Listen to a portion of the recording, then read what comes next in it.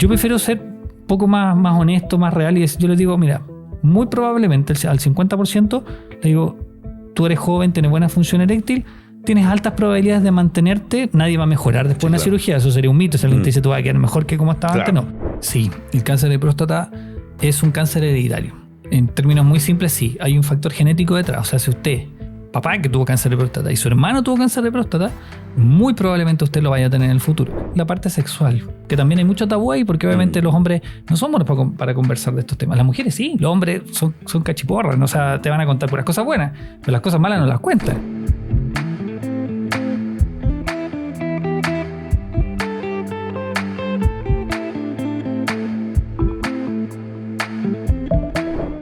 Hola a todos, a un capítulo más de Segunda Opinión. Muchas gracias por vernos y hoy tengo un invitado pero espectacular. Un invitado de lujo, un invitado que yo he estado tratando de contactar hace mucho rato y finalmente después de tanto compromiso se dio un tiempo. Así que ya estamos en Segunda Opinión con el doctor Juan Fuyá. Dani, por favor, presenta a nuestro invitado. El doctor Juan Fuyá es médico especialista en urología de la Universidad de Chile, magíster en Ciencias Biomédicas de la Universidad de Chile, con formación en cirugía robótica en el Hospital Mount Sinai y cirugía mínimamente invasiva en Cleveland, Clínica de Ohio. Profesor asociado de la Universidad de Chile. Actualmente jefe de la Unidad de Cirugía Robótica del Hospital Clínico San Borja Arriarán y staff de Clínica Meds. Juan, ¿cómo estás? Bien, Alejandro, ¿y tú? Muchas gracias por la invitación. Oye, gracias, de verdad, un honor tenerte acá, un colega reconocido como tú, así que para mí es un honor tenerte acá y como ya habíamos conversado y como es parte de esta dinámica de programa, queremos conocer quiénes vamos a romper esta brecha del delantal blanco, así que el protocolo, por favor. Delantal para romper esa brecha. Romper la brecha. ¿Quién es Juan Fuyá detrás del delantal blanco? Y a mí, mira, estuvimos conversando tras de cámaras y hay una cosa que me gustó en la conversación. Porque a ti te tocó estar fuera de Chile en pandemia. Así es. Son esas experiencias que nunca se te van a olvidar en la vida. La pandemia yo creo que nos enseñó muchas cosas. Si bien fue unos tiempos duros, pero también a valorar muchas cosas. Y una de las cosas que a mí me enseñó es a valorar mi familia.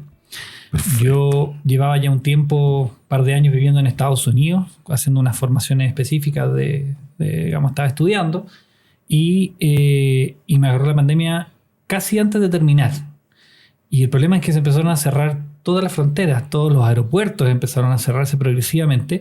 Y a diferencia de lo que mucha gente creía, en Estados Unidos, la verdad es que la pandemia como que no fuera algo importante. Entonces yo me sentía un bicho raro porque estaba preocupadísimo, iba al supermercado con mascarilla, me cuidaba, alcohol gel, y yo veía que los gringos no estaban ni ahí con la pandemia. Y fue gracias a mi jefe que me dijo un día, ¿sabes qué, Juan? Están cerrando la frontera. Canadá va a cerrar la frontera con Estados Unidos. Estoy viendo que yo iba a viajar no sé dónde y se canceló el vuelo. Y tú vives prácticamente al otro lado del mundo. Y la verdad es que yo hasta ese momento estaba tan enfocado en hacer mi pega que no pensé que tenía que volver y que probablemente no iba a poder volver en un buen tiempo. Ya estaba mucho rato en Estados Unidos. Llevaba 2 años, más de 2 años. Claro. Y la verdad es que, claro, era tiempo de volver, pero hoy en día lo miramos atrás y claro que la pandemia fue como algo que pasó. Pero en ese tiempo, acuérdate que nadie sabía lo que iba a pasar. No existían las vacunas, la gente moría. La verdad es que hasta nosotros los médicos súper asustados. Y me tocó volver en la mitad de la pandemia y fue una verdadera travesía porque como habían cancelado tantos vuelos, yo tuve que hacer un verdadero peregrinaje por todo Estados Unidos pasando de ciudad a ciudad hasta que llegué a la única ciudad de la cual salía un vuelo a Chile, que era Miami. Y la verdad es que en ese tiempo las aerolíneas, igual esa cuestión que a uno no le gusta mucho, pero te decían sí, va a salir el vuelo. 2 horas antes te cancelaban. ¿Y estuviste viajando solo? Estuve viajando solo porque mi familia se tuvo que venir un poco antes por temas de trabajo y yo para cumplir con mi compromiso dije, bueno, me quedo acá, me sacrifico, voy. Y eso fue un poco lo que me movió y me dijo, no, sabes que me parece que me tengo que ir a la casa y llegar como sea. Y la verdad es que me costó un montón. Te diría que fueron como 3 semanas. Desde que salí de mi casa allá en Cleveland hasta que pisé suelo chileno y en ese tiempo... Me acuerdo todavía, yo llegué en el primer avión que aterrizó en la mitad de la pandemia. Mira. Fue una locura. El avión llegó a la mitad de la pista. No había manga, no había nadie que te sacara nada. te hacían bajar por la escalerita. Claro. Las maletas las dejaban ahí. No existían digamos, en ese tiempo no estaban activas estas ruletas donde tú vas a sacar el equipaje. Y ahí, chao, usted se la arregla. Habían algunos buses que de alguna forma te transportaban, pero era todo una incertidumbre. Entonces fue una locura, fue una experiencia que nunca más se me va a olvidar. Y además, sobre todo porque me vine en un avión con 2 personas. Claro. Imagínate, un Boeing 767 con 3 personas arriba. Nada más que 3 personas. 3 personas, el piloto y la... O sea, éramos 3 claro. pasajeros, más el piloto, que espero que haya habido un piloto, Claro. porque era todo automático. Una azafata, no nos dieron ni agua, no nos dieron ni una mantita, nada. O sea, en ese tiempo era nada. Era, con suerte, date una piedra en el pecho que te subiste al avión y que el avión despegó. Y yo la verdad es que esa sensación cuando ya vi que la cosa iba despegando fue como un alivio y dije, bueno, al menos me voy a llego a Chilito casa. y llego a casa. Oye, y a propósito que estamos conversando de esto, una cosa que es súper importante y que por lo cual nos conocemos es porque tú eres un referente en lo que es cirugía robótica en un hospital público. Cuéntame eso, a ver. Es súper interesante. Mira, no sé si un referente, nosotros compartimos eso con Alejandro, que ese amor por lo que hacemos y también, digamos, la forma de retribuirlo es a través del sistema público, o sea, la gente más necesitada. Y la verdad es que todo esto partió porque también los doctores trabajamos en clínicas privadas, entonces podemos ver la realidad de un sistema versus otro. Y uno dice, mira, ¿por qué a veces no acercar un poquito más esto a la gente que quizás tiene menos recursos? Y yo me planteé, cuando llegué a Estados Unidos, mi primera formación fue en cirugía robótica. Era un centro atómico espectacular. Imagínate, en ese tiempo tenían 13 robots. 13 robots funcionando. Eso es una locura. Llevaban años en esto. La primera cirugía robótica se hizo el año 2000 en Estados Unidos, en el hospital Henry Ford en Detroit. Imagínate que ya estamos al 2023. No es algo tan nuevo. Si te fijas, casi va a cumplir 25 años la cirugía robótica. Pero obviamente, como es una cirugía y una tecnología de alto costo, en los países como los nuestros esto se demora mucho más en llegar. Entonces, yo no sé si fue un desafío, pero dije, ¿por qué no podemos contar con esta tecnología? Bien hecho, porque obviamente todo lo que es caro hay que financiarlo de alguna manera. Y ahí hay una anécdota súper interesante. Yo estaba en la mitad de mi primera formación en cirugía robótica en el Hospital Mount Sinai en Nueva York. Y con esto que te cuento que tienen tantos robots, esto es como tener un celular. Claro. Porque hoy en día tú compras el iPhone 15, no vamos a hacer propaganda, pero compras un modelo pensando que te va a durar un buen rato. Claro. Pero tú te das cuenta que la compañía te empieza a decir, oye, hay que hacer el upgrade del software, cambia el hardware. Llegó la nueva versión y te sientes que te vas quedando atrás. Y eso pasa también con los robots en cirugía. Entonces, a los americanos ya les estaba pasando esto y ya les tocaba hacer el cambio al modelo más nuevo. Y se están quedando con, igual que como tú, que de repente abres el cajón y tienes 3, 4 celulares y uno no sabe qué hacer porque ya los celulares ya no los usas. Y nadie te los recibe. Nadie te los recibe porque ¿quién te va a pagar por eso? Y estaba tirado un robot en una esquina de uno de los pabellones. Y mi jefe me dice, Juan, estoy aburrido de ese robot porque me ocupa espacio, me sale carísimo devolverlo a la empresa, ya me cambiaron por el nuevo. Y la verdad es que, mira, no sé si dejarlo para hacer simulación, para colgar la ropa. Habían tantas opciones y me dijo, y la que me encantaría es que te lo llevaras, yo te lo regalamos. Mira. Llévatelo a Chile. Imagínate, yo pensé, en principio pensé que era una broma. Esta historia inédita. Sí, tal como te la estoy contando. Y la verdad es que yo, claro, prendí con agua y le dije, ok, mañana mismo veo cómo lo hacemos. Y ahí llamé al director del hospital en ese entonces. Y le digo, mira, tengo esta posibilidad. Me dice, pero ¿cómo la vamos? Ya, claro. De alguna forma tenemos que arreglarlo. Y la verdad es que, mira, es increíble cómo se dan las situaciones, y uno tiene que aprender de cada una de las experiencias que uno tiene. Algo que parecía muy fácil inicialmente, cuando ya teníamos más o menos avanzado este tema de la donación del robot, nos dimos cuenta que en Chile, si tú quieres donarle algo al servicio público, tienes que pagar. Y obviamente, y en este caso, el valor de este robot es caro. Sí, claro. Entonces el hospital que me lo donaba no estaba dispuesto a pagar eso. Y ya con regalarnos estaban más que pagados. Sí, claro. Y al final tuvimos que abandonar ese proyecto, pero habíamos hecho tanto trabajo antes de cómo llegar el robot, de dónde va a llegar, de cómo vamos a hacer el mantenimiento, que quedamos tan entusiasmados que dijimos, ¿sabes qué? Hicimos la mitad de la pega. Ya estaba avanzado. Llegamos al área y nos faltaba hacer el gol. Y ahí nos pusimos a trabajar y claro, fue el inicio de un proyecto muy bonito, muy cansador, que tomó 3 años. O sea, eso yo estoy hablando, eso fue al final del primer año del proyecto. Recién vinieron 2 años después de eso. Y nos dimos cuenta que efectivamente el mejor modelo de gestión era tener un robot propio, si bien no propio comprado, un robot en el hospital, un robot manejado por gente de Chile, con servicio técnico en Chile, y que eso nos diera seguridad a nosotros, pero sobre todo a los pacientes, que si el día de mañana se echa a perder algo, tenés cómo responder. Entonces, así un poquito la historia de cómo llegó y cómo se gestionó, pero como si te das cuenta, siempre estas dificultades te ayudan a crecer y lo importante yo creo que es seguir. Eso, súper, qué buena tu historia. Yo no la conocía, ¿eh? Interesante. Sí, no, yo no la conocía. Sabía un poco de la historia, sabía cómo iba partido, pero qué interesante cómo un proyecto, una iniciativa en el camino puede ir mutando y finalmente el resultado final puede ser otro. Sí, súper de acuerdo. Eso, qué bueno que me preguntaste eso, porque para aclarar, hay muchos mitos. Hay muchos dicen que el robot era mío, que yo compré el robot, que el robot me lo regalaron, que el robot lo compró el hospital. No, para ser súper transparente y súper honesto, es un sistema de comodato como cualquier otro que se hace en el sistema público. Claro. Y ese robot está como parte de un servicio que se presta y se paga por cada cirugía que tú le haces a un paciente. Y la característica que tiene esto es que es un robot que está en un hospital público, donde en el fondo le permite tener acceso a las personas a tecnología y a otros procedimientos que, por supuesto, que podrían mejorar los resultados quirúrgicos con robot. Así es.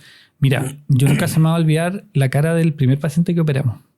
Porque nosotros sabíamos que íbamos a hacer la primera cirugía. Y como siempre, la primera cirugía queremos que salga bien. Entonces, teníamos una lista de espera grande y sabíamos que íbamos a operar a todos los pacientes en algún momento. Pero de alguna forma quisimos buscar un paciente que fuera bien símbolo de lo que es el sistema público. Y justo era un paciente que llevaba mucho tiempo esperando.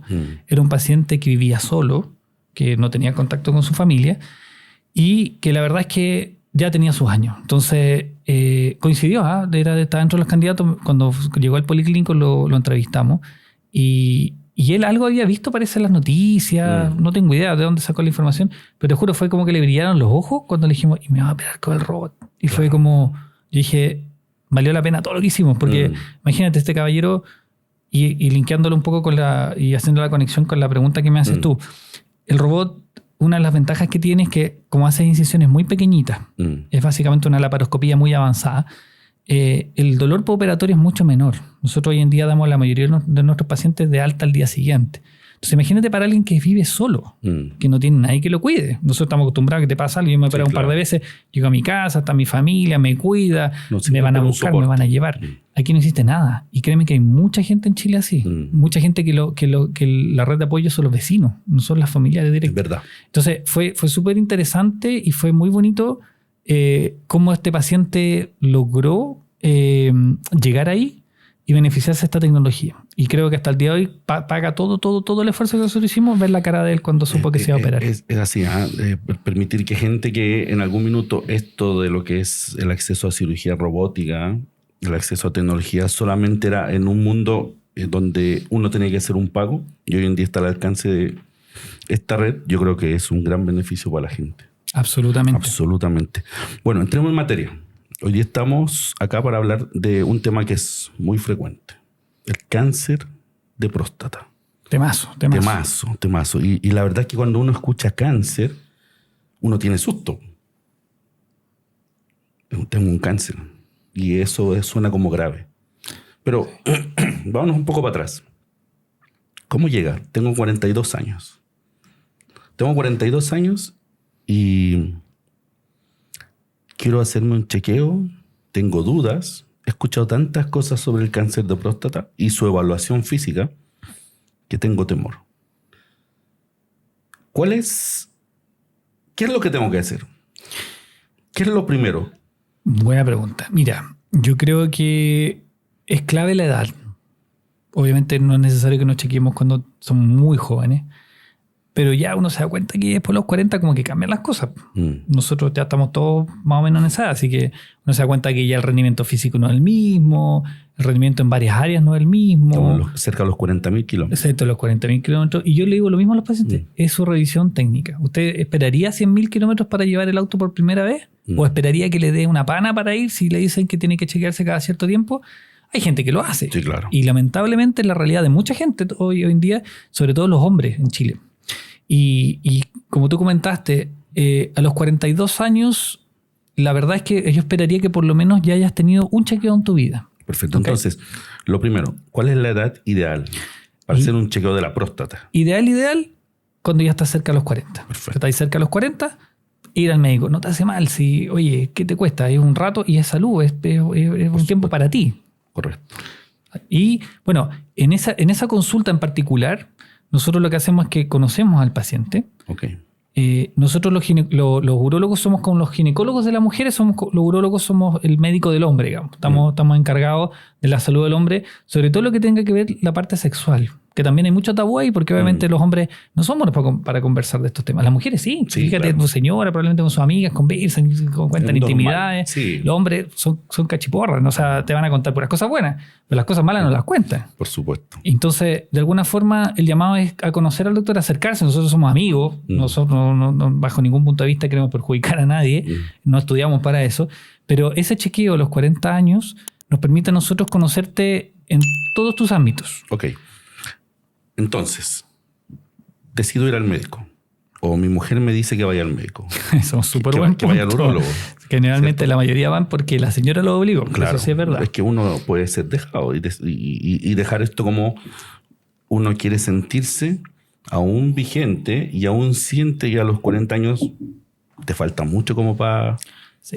¿Cierto? Como que te faltan años todavía como para hablar de la próstata. Pero en relación a la próstata pareciera ser que mientras más precoz, en el tiempo tengo algún beneficio. Hoy ahora lo vamos a conversar. Así es.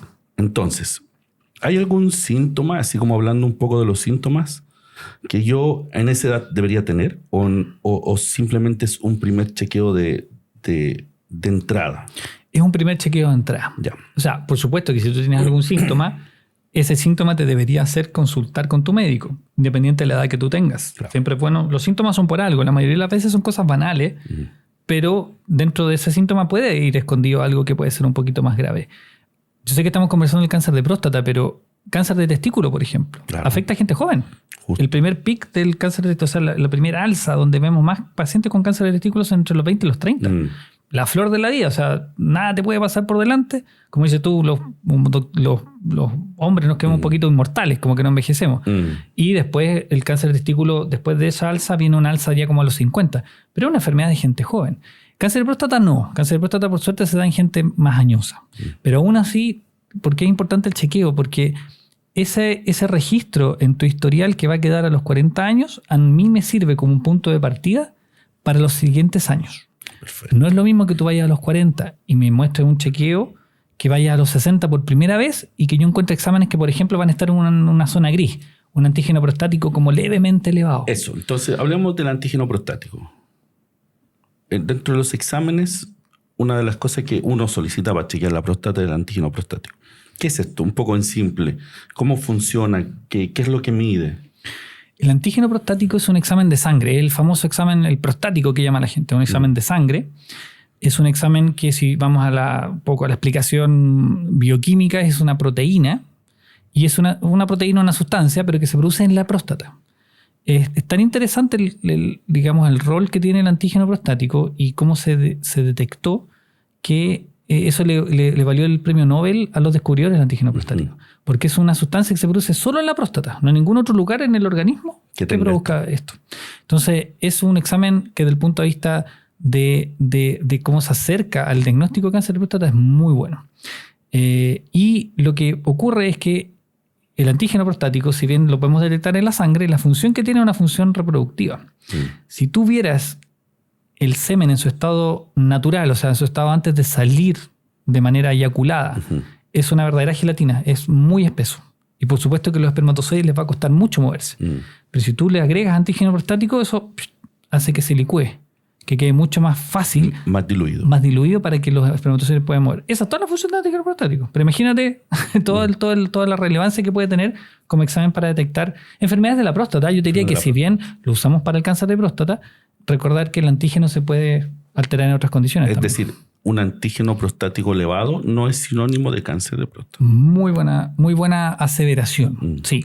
El antígeno prostático, yo se lo explico así a los pacientes. El antígeno prostático es un examen que te dice, y si está alterado, que algo está pasando en la próstata. ¿Qué es lo que está pasando? No lo sabemos. Y generalmente las 3 condiciones que pueden afectar a la próstata son una infección, que en nuestro caso de los hombres se llama prostatitis, que es como la cistitis de las mujeres. Es el símil. La otra condición es el crecimiento prostático benigno. El crecimiento prostático benigno es transversal a todos los hombres después de los 50 años. O sea, no hay nadie que al llegar a los 80 años no va a tener una próstata grande. Pero un crecimiento benigno, es una cosa del envejecimiento, es parte de la vida, digamos. Y eso no vamos a poder luchar contra eso. Y ahí es donde vienen todos estos síntomas de que me cuesta orinar, que me levanto en la noche, que me mojo los zapatos, que tengo que ir corriendo al baño. Eso es crecimiento prostático benigno. Nos va a pasar a todos, antes o temprano, pero todos vamos a terminar, nos va a pasar. Y la otra condición que sube el antígeno prostático, además de la prostatitis, además del crecimiento prostático benigno, es el cáncer. Por suerte es la menos frecuente, pero es la única que es mortal. Es la única que si tú tienes un cáncer y no te lo tratas, puedes morir. Perfecto. Y esto del cáncer de próstata, del control con el urólogo, de la evaluación precoz, está muy fuertemente estigmatizado por el examen físico que es el tacto rectal. Así es, sí. ¿Qué pasa? ¿Es realmente doloroso? ¿Es incómodo?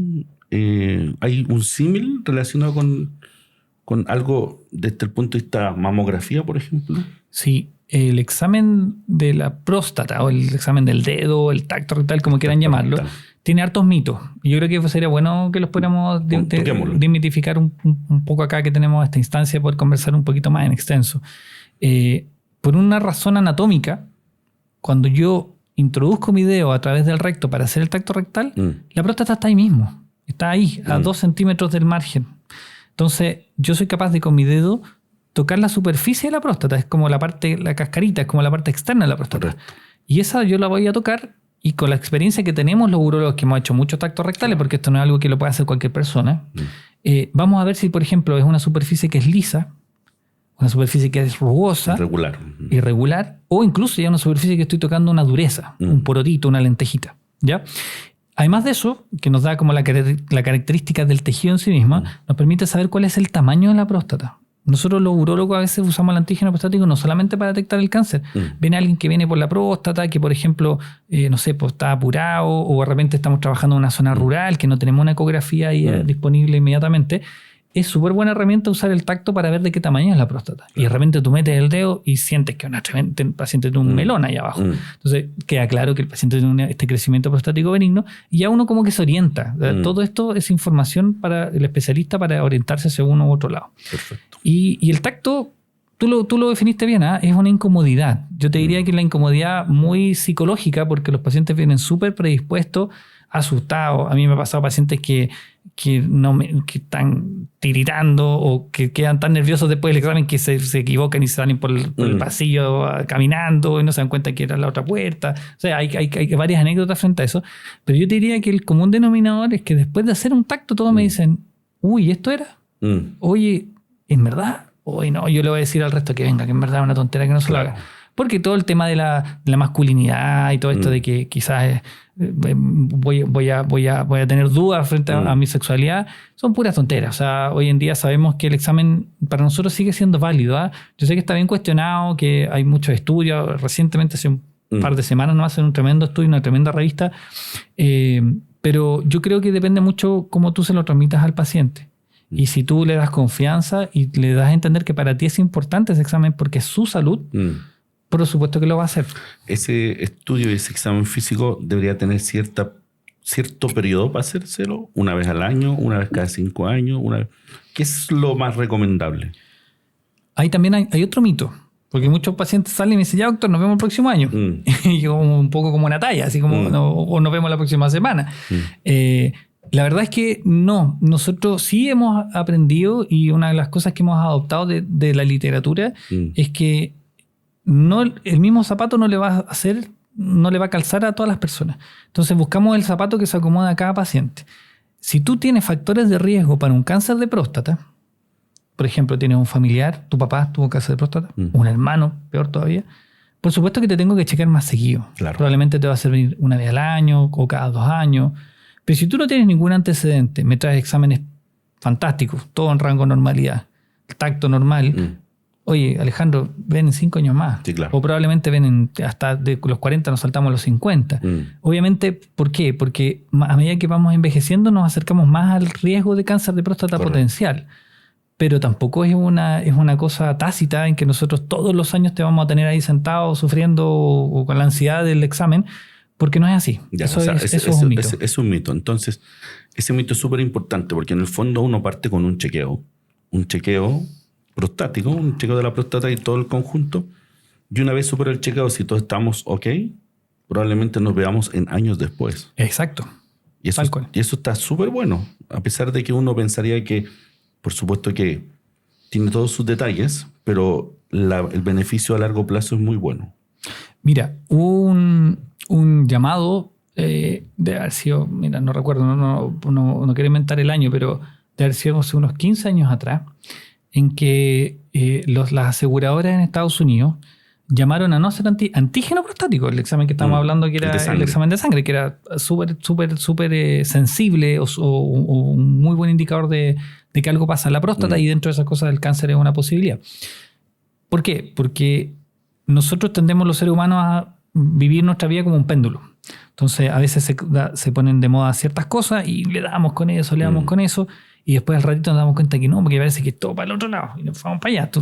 Como hasta en la política va a ser lo mismo. Claro. Entonces, de alguna forma, se hizo un llamado porque estaba saliendo muy caro, porque estaban yendo los pacientes todos los años al urólogo y se le estaba haciendo este examen de sangre, que si bien no es un examen caro, se estaba gastando recursos adicionales. Claro. Y más aún, ¿qué pasaba? Como se lo hacían a todo el mundo, obviamente es como disparar a la bandada, algo va a caer. Y lo que pasaba es que al disparar a la bandada a veces caían pacientes con cánceres que valía la pena tratar, pero también caían pacientes con cáncer que no valía la pena tratar, que eran cánceres tan poco agresivos que si de alguna forma yo no lo dejaba pasar, ese paciente podía vivir toda su vida y fallecer a los 80, 90 años, ni siquiera de cáncer de próstata, de otra causa, lo que se llaman cánceres indolentes. Entonces, y esos pacientes pasaba que al diagnosticarlos, por la ansiedad, por el susto de tener un cáncer, decían, no, doctor, tráteme, hagamos una cirugía. Y todos los tratamientos que nosotros hacemos, tú como buen cirujano sabes que tienen pros y contras. Correcto. Entonces, ¿qué pasaba? Que podía ser que terminábamos operando a un paciente que no tenía tanta indicación, o que se complicó en la cirugía, o que falleció en la cirugía, o que tuvo alguna secuela permanente de la cirugía, porque ibas atrás, porque le hicimos un antígeno que no correspondía. Ese fue el péndulo extremo, eso llevar a no hacer nada. Nosotros dimos vueltas hacia el otro lado, hicimos una campaña, no hay que hacerlo, pero hoy en día te digo que está bastante centrado y que nosotros de alguna forma sabemos que los pacientes todos son distintos, cada uno tiene distintos riesgos, y por eso es tan importante ese chequeo a los 40 para conocerte, para saber si estás en qué categoría de riesgo. Si bien el cáncer de próstata entonces tiene la gran gracia que uno, mientras más precoz haga un screening, un diagnóstico, tenga números y voy conociendo a la persona, probablemente en el momento que hay algún cambio en esa línea, ¿cierto?, lo podamos diagnosticar precozmente. Así es. Ese es el objetivo. Absolutamente. ¿Qué pasa cuando hay gente, y quisiera que nos ayudes con el tema de la biopsia y el diagnóstico en sí del cáncer de próstata? ¿Ha cambiado eso?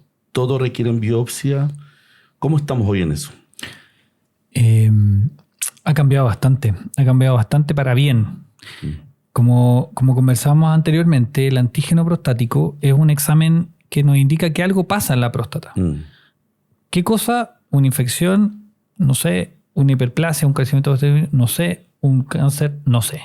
Porque esto solamente sube de nivel. Claro, nos da un número. Nos da un número y pasado cierto en rango está alterado. ¿Cuál es el corte?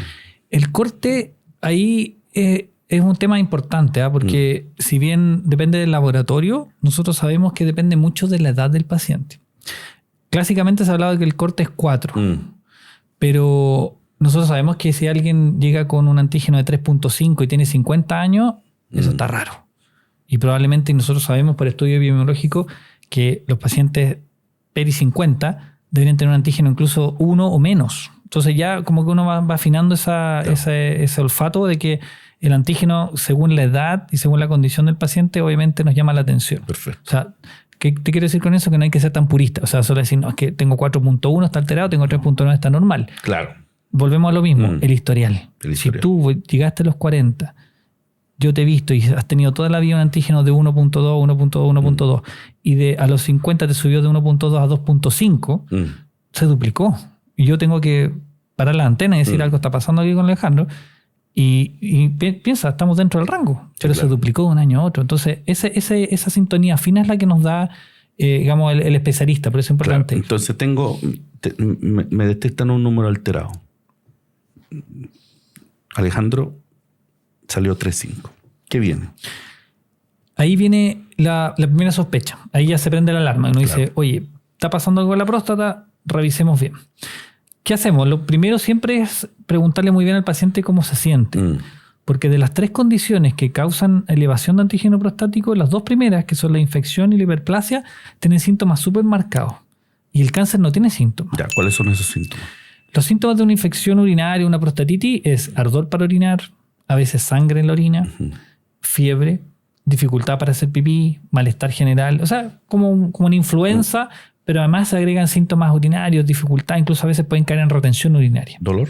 Dolor. Es lo que nosotros llamamos disuria, que es el ardor al orinar. Eso se llama técnicamente disuria, pero es ardor al orinar. Es como que te quemara algo. Dolor a la orina, perfecto. Sí. La hiperplasia, que como conversamos es súper frecuente y que todos vamos a terminar en eso, son los típicos síntomas de levantarse en la noche, el chorro ya no me sale con menos fuerza, goteo al final, creo que se corta el chorro y sigue. O antes, por ejemplo, tenía la capacidad de aguantar mucho rato sin ir al baño y ahora no, ya tengo que estar pendiente de un baño, no puedo hacer viajes largos porque probablemente voy a tener que parar en el camino. Entonces, te fijas que como que uno se orienta. Y el cáncer no, pues seguimos la misma, no da síntomas. El cáncer, ojo, puede convivir con estas otras 2 condiciones. Tú no es que tengas una o la otra. Hay pacientes que tienen una hiperplasia y que en el tiempo desarrollan un cáncer. Son condiciones nada que ver. Van en paralelo. No es que una llevó a la otra. Claro, no es la hiperplasia igual en el tiempo cáncer. Exacto. ¿Sabes? Y ahí es interesante hacer el paralelo. Si tú te imaginas la próstata como una naranja, el origen del cáncer de próstata se da en la cáscara. Okay. No en el centro de la naranja. Y el centro de la naranja es atravesado por un conducto por el cual uno hace pipí. Una cañería. Entonces, si la naranja empieza a crecer desde el centro, que es lo que pasa en la hiperplasia prostática, se empieza a comprimir la cañería. Yo empiezo a tener dificultad para hacer pipí. Me cuesta, retengo más orina. Por eso es muy sintomático. Claro. Pero el cáncer está por fuera. El cáncer está en la cáscara de la naranja. Entonces nunca voy a sentir... Súper buena analogía. Nunca voy a sentir eso. Entonces por eso es que es importante, si bien pueden convivir, el cáncer por lo general no tiene síntomas. Y como tú me preguntabas, sale un antígeno alterado, tenemos que ir a dirimir un poquito y ver qué cosas... pueden estar jugando un rol ahí. Antiguamente, si tú tenías un antígeno elevado, estoy hablando 12, 13 años atrás, te ibas a una biopsia. No teníamos nada que hacer. Uno tomaba una muestra de una parte de la próstata. Exacto. Es una muestra que se puede tomar de 2 formas. Tú la puedes tomar a través del recto. Es un examen también bastante simple. Se hace con sedación. Los pacientes están dormidos mientras se hace eso. Introduces a través del recto un ecógrafo muy finito para poder ver la próstata y una vez que la tienes visualizada, tomas muestras con una agujita muy pequeñita y mapeas la próstata y eso lo mandas a estudio. Perfecto. También se puede hacer a través del perineo, un poco más complejo, un despliegue técnico un poco mayor, pero tú puedes hacerlo a través del el perineo. Es la zona, para que sepa la gente, que está entre los testículos y el ano. Toda esa línea media que está ahí, yo a través de eso puedo perforar la piel y ahí mismo está la próstata. Entonces, a través de eso también puedo meter una aguja. Y esa biopsia va a volver después de 1 o 2 semanas de revisión y te va a contestar la primera pregunta ¿es un cáncer o no es un cáncer esto? Te va a decir, no es un cáncer, es una hiperplasia, una inflamación, etc. O te va a decir o confirmar que es un cáncer. ¿Y siempre va a la biopsia? La biopsia, eso volvemos atrás. O sea, hace 10, 15 años atrás, esa sería digamos, la historia de todos los hombres con antígeno elevado. Pero ¿qué pasaba? Súper interesante. De cada 4 hombres que nosotros le hacíamos una biopsia en ese tiempo, solo 1 tenía cáncer.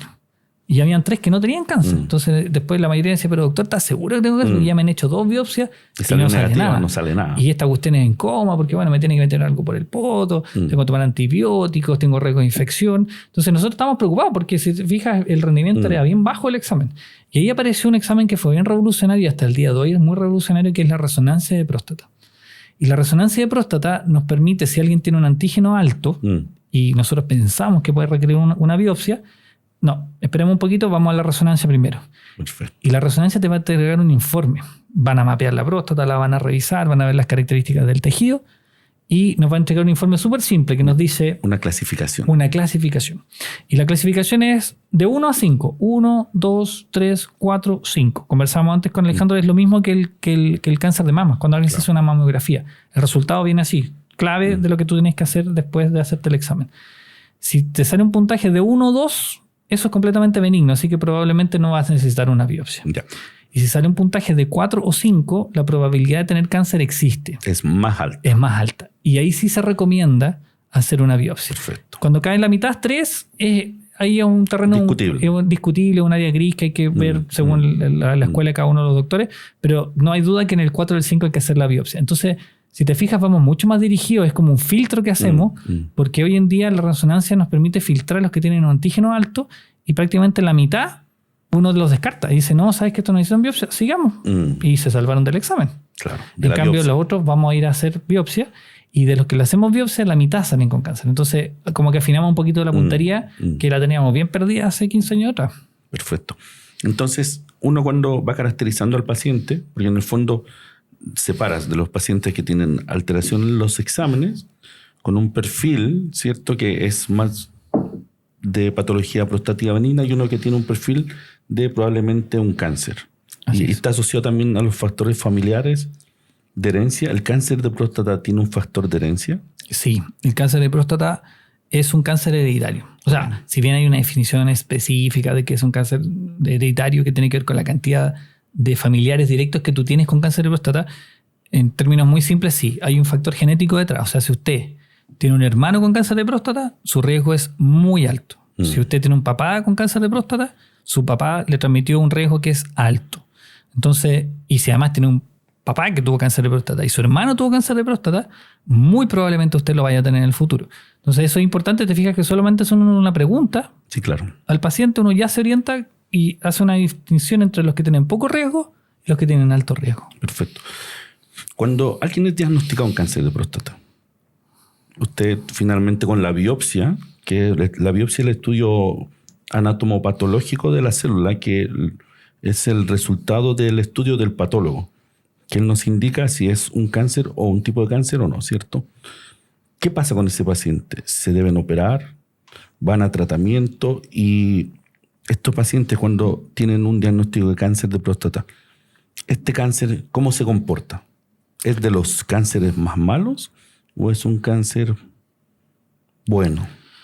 Yo diría que el cáncer de próstata es buena persona. No es un cáncer, no es como el cáncer de páncreas, por ejemplo, que lamentablemente cuando ya lo diagnosticamos no hay mucho que hacer.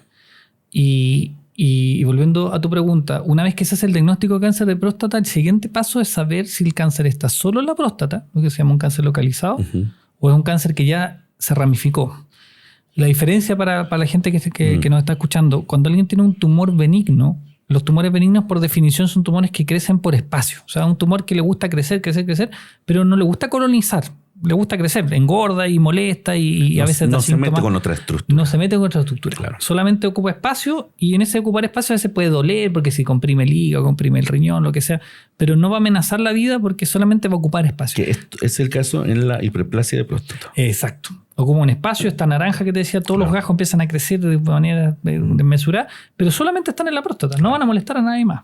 En cambio, el cáncer tiene, por su biología y por cómo está programada las células cancerígenas, tiene la misión de colonizar áreas locales, o sea, traspasa la próstata, ya se come la cáscara de la naranja y traspasa la cáscara de la naranja y empieza a comerse toda la vecindad.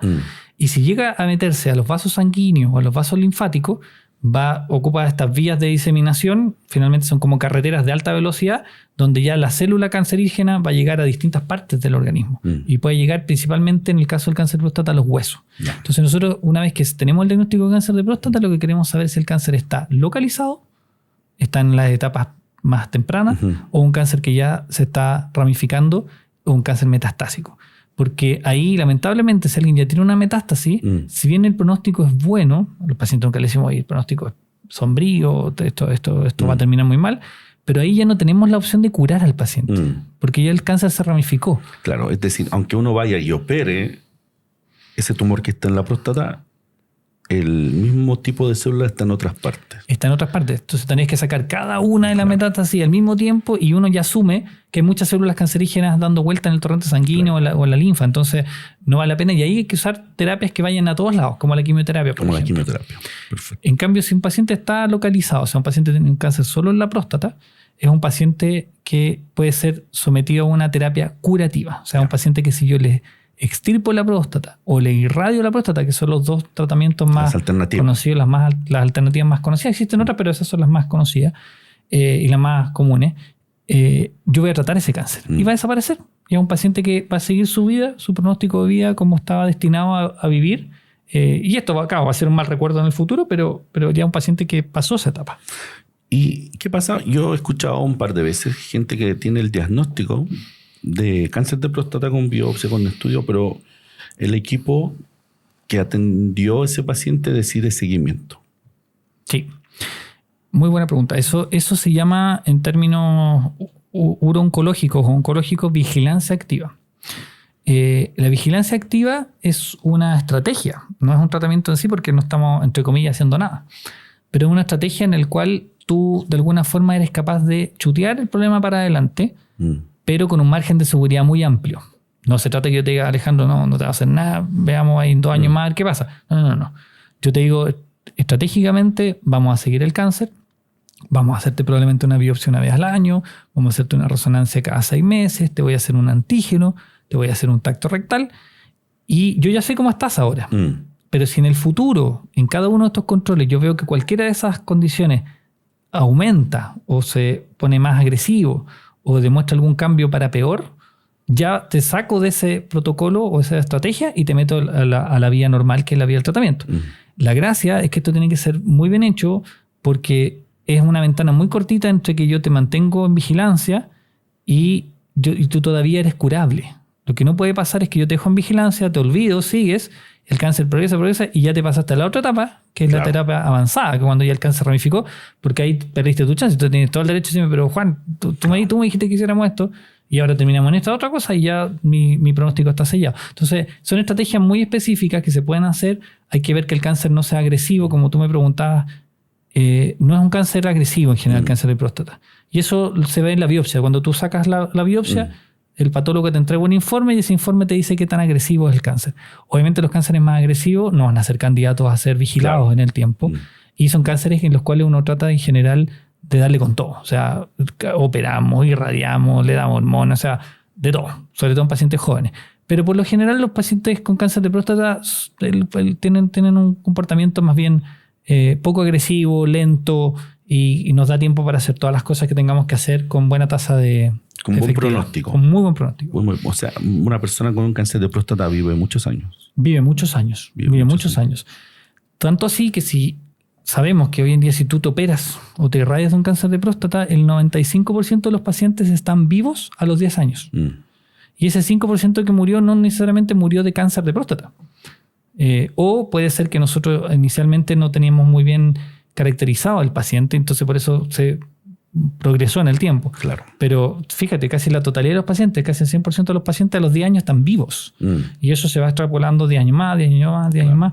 Yo tengo una infinidad de pacientes en el hospital, en la clínica, que año a año, oye, ¿cómo está usted? El antígeno, ahí está, doctor, perfecto, nos vemos el otro año, y uno no sabe cómo pasa el tiempo y ya llevan 10, 12 años, están en perfectas condiciones. Perfecto. Mira, me gustaría que conversemos algo que es súper, súper relevante sobre los mitos. ¿Te parece que entremos a los mitos? Me parece súper, súper interesante. Mira, por ejemplo, una de las cosas que las personas y la comunidad, ¿cierto?, puede llegar a pensar que hay cosas que están asociadas a procedimientos con el cáncer de próstata. Vasectomía, que es la cirugía para controlar la reproducción masculina, la esterilización masculina, asociada al cáncer de próstata. ¿Hay algo de eso? No, mito, completamente mito. La vasectomía es un método anticonceptivo muy de moda y una buena moda. Yo te diría que hemos tomado responsabilidad al hombre en los últimos 4 o 5 años con respecto a como dices tú, a la salud reproductiva. Siempre esto históricamente era de las mujeres. Sí, claro. O se operaban, o se ponían el anillo, o tomaban hormonas. Y la verdad es que hacerse una vasectomía es lo más simple del mundo, ¿sí? No tiene ni una ciencia. Perfecto. Entonces, y un método altamente seguro, efectivo.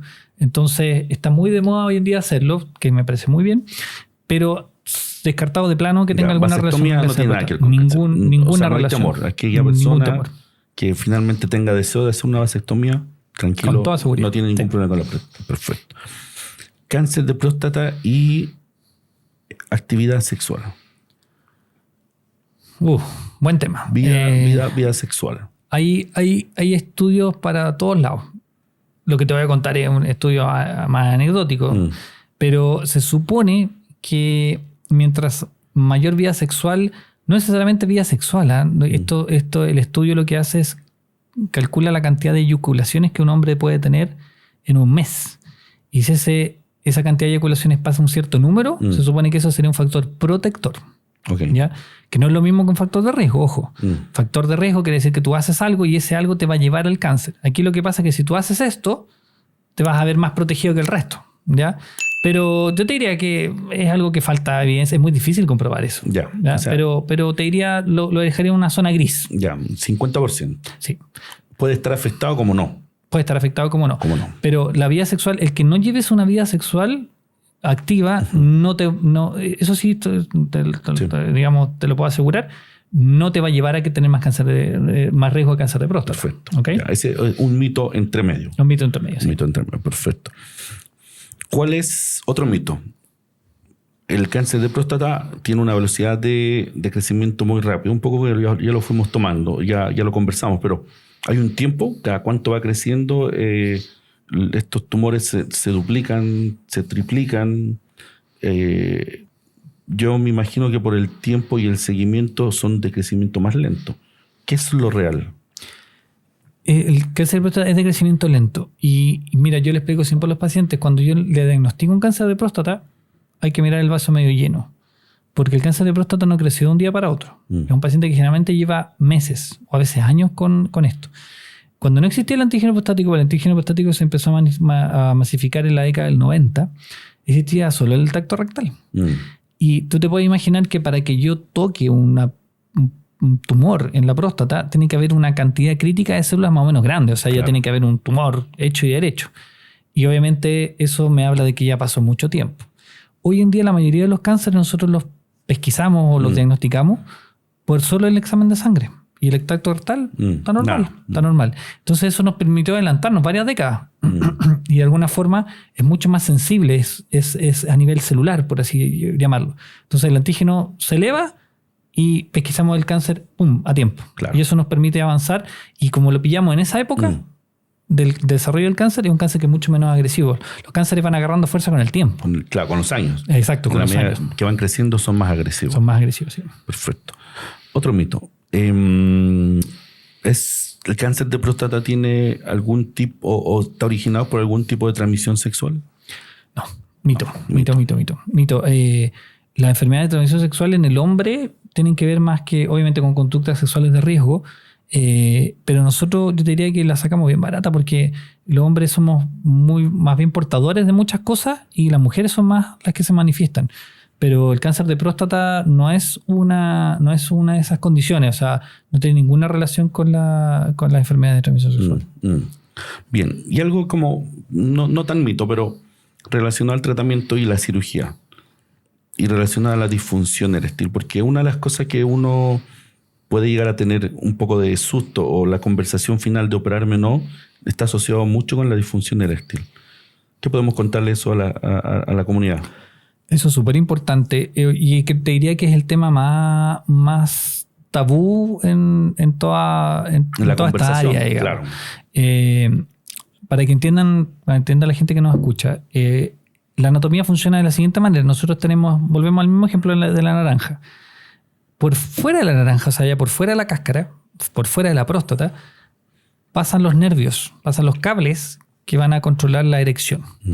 Entonces, cuando nosotros sacamos la próstata, es un trabajo joyería porque de alguna forma tenemos que llegar hasta donde están esos cablecitos y tratar de mantenerlos, preservarlos y no cortarlos a como de lugar. Si hacemos el símil con ya no una naranja, una cebolla, es como la telita de más afuera de la cebolla. Claro. Entonces yo tengo que tener mucho cuidado y dejar esa telita y sacar solo la parte interna de la cebolla y tratar de mantenerlo así indemne. Cuidarlo.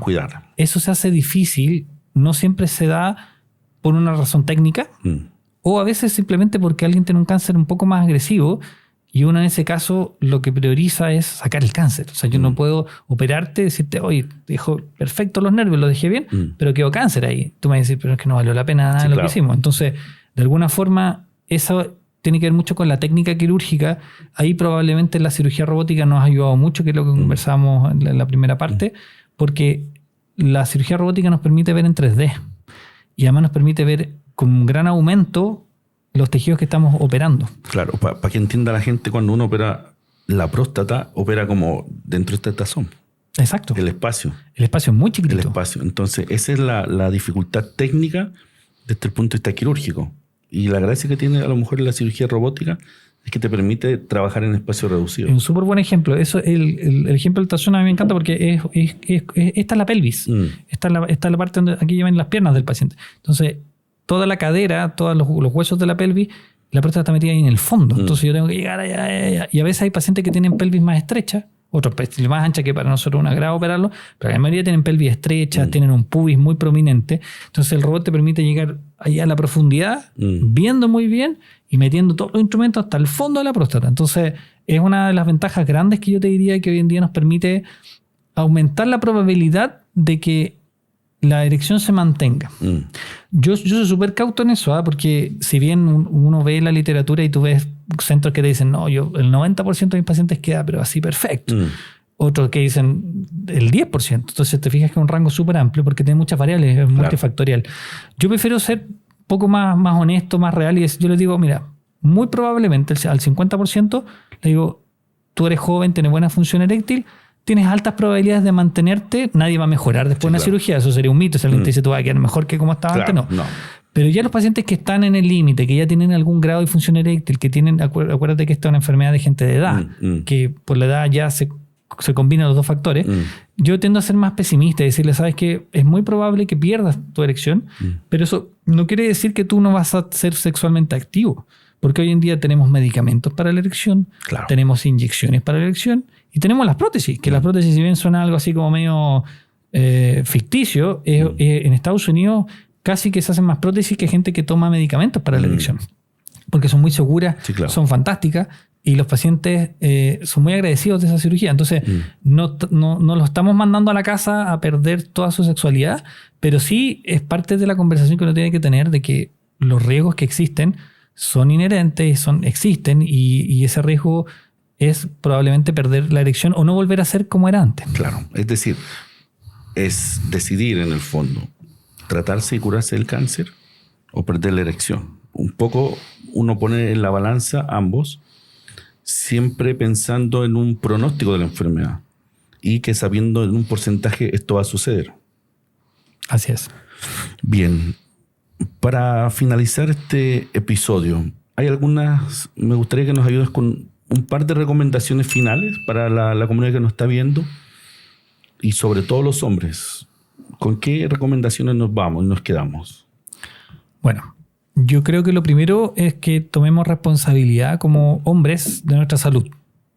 No le achaquemos esa responsabilidad a las mujeres porque la mayoría de los pacientes que nos van a ver son pacientes que fueron enviados por la mujer o reactivos frente a que algún familiar, alguien conocido tuvo un problema de próstata y les dio como susto y dijeron, bueno, sí, parece que tengo que ir. Así que el primer mensaje es ser responsables con nuestra salud y con nuestro autocuidado. La salud es nuestra, o sea, nadie se va a cuidar mejor que nosotros. Segundo, el primer control a los 40. Al primer control a los 40. Eso, justo quería hacer hincapié en eso. Primer control, si se puede a los 40, fantástico. Si usted tiene antecedentes familiares, usted tiene riesgo, tiene un riesgo mayor. Si tiene un hermano, ese riesgo está pero así, por ahí arriba, por el techo. Entonces, no hay excusa para no ir. Hoy en día existe la telemedicina, existe internet, la consulta no es muy larga, el antígeno prostático es un examen que no es caro.